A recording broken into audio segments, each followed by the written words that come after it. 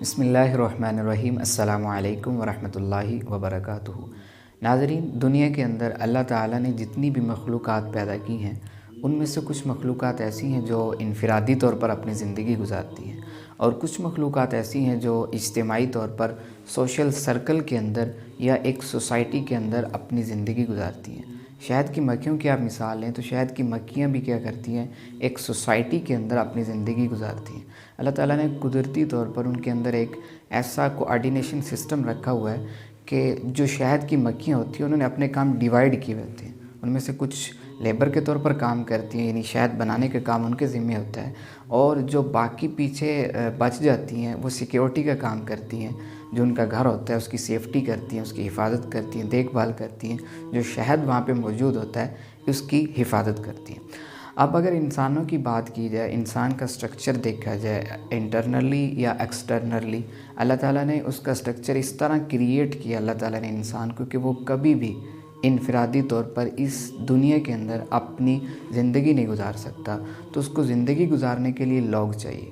اب سوال یہ ہے کہ اگر اس کی زندگی کے اندر لوگ اچھے آئیں تو اس کی زندگی دنیا بھی بہتر ہو جاتی ہے اور آخرت بھی بہتر ہو جاتی ہے، لیکن اگر اس کی زندگی کے اندر لوگ اچھے نہ آئے تو اس کی دنیا بھی خراب ہوتی ہے اور آخرت بھی خراب ہوتی ہے۔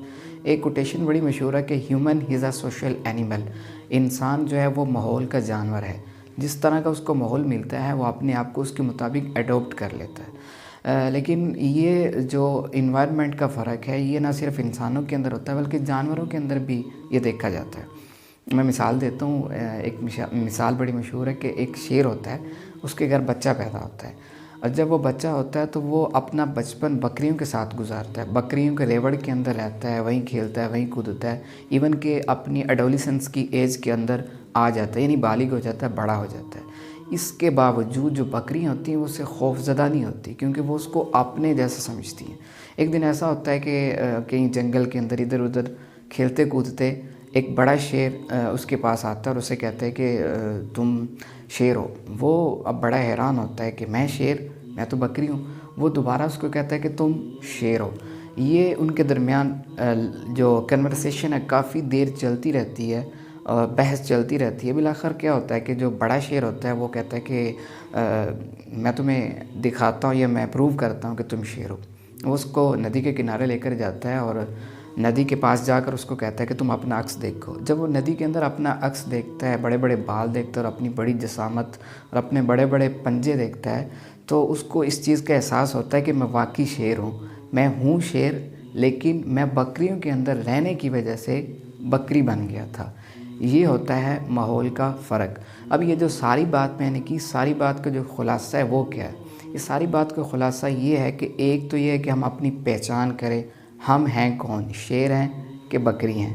وہ ایک شاعر نے کہ خوب کہا کہ اپنے من میں ڈوب کر پا جا سراغ زندگی، تو میرا نہیں بنتا تو نہ بن، اپنا تو بن۔ ایک بات۔ دوسری بات یہ ہے کہ اس کہانی سے جو ہمیں سبق ملتا ہے وہ یہ ہے کہ ہماری زندگی کے اندر وہ لوگ جو ہماری اصلاح کی فکر کے اندر ہیں یا جو ہمارے ساتھ مخلص ہیں، ایک تو ان کی قدر کریں، اور تیسرا جو ہمیں اس سے سبق ملتا ہے وہ یہ ہے کہ اپنی زندگی کے اندر پازیٹیو لوگوں کو شامل کریں تاکہ ہماری دنیا بھی بہتر ہو اور آخرت بھی بہتر ہو، اور جو نیگیٹو لوگ اور نیگیٹو تھاٹس ہیں ان کو اپنے ذہن سے ریموو کریں۔ اس طرح ہماری دنیا بھی بہتر ہوگی اور آخرت بھی بہتر ہوگی۔ اپنا بہت بہت خیال رکھیے گا۔ السلام علیکم ورحمۃ اللہ۔